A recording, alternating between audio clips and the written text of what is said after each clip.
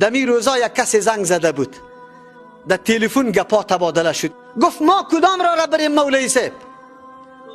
آلی مذهب غلط است؟ ما گفتم نه، مسائلی که علما جمع میکنه اگر او ائمه مجتهدین است، اگر دیگر علما است، این مسائل اکثریتش حق است، مطابق حدیث است، زحمت کشیده لقمه جور کرده برای ما، او ما کمال شکرگزاری و قدردانی همچو علما را داریم، کلگی را احترام قائل هستیم، اگر احمد است اگر محمود.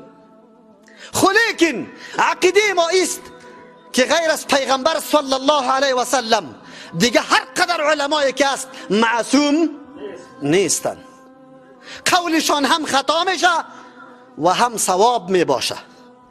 خو این علما قول خطایشان هم الله برشان پاداش و اجر میده.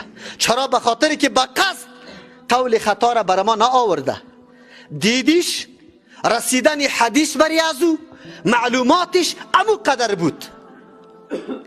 خو لیکن تو عالم که امروز ذخیره کتابای حدیث در پالوید وجود داره، این طرف قول امام و عالمت است و این طرف حدیث پیغمبر صلی الله علیه وسلم مثل آفتاب باری روشن جلوه میده، بازم تو جناب این قول عالمت ترک نمی کنی. شما بگوی که آدم عقیده به پیغمبر داره یا عقیده به عالم داره؟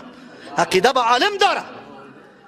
بازی نمیگه که خیر الهدی هدی محمد صلی الله علیه و سلم. من برش گفتم گاهی هم ما علما را توهین نمی کنیم، تحقیر نمی کنیم. هر عالم خصوصا ائمه مجتهدین مرتبه و مقام بزرگ و والا داره، به امت خدمت ها را انجام داده، قابل قدر و احترام است.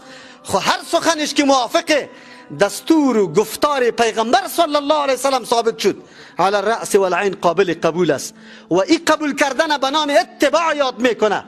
تابعداری شخص نیست، شخص قول پیغمبر برات گفته توضیح داده، از این خاطر پشتش روان استی. خو زمانی که قول امی عالم مخالف شد با حدیث صریح پیغمبر، با وصفی که خود هم توصیه کرده که اگر گپ ما خلاف قول پیغمبر شد، باز قول پیغمبر راهم است، ما او طرف برم، ای بیدینی است.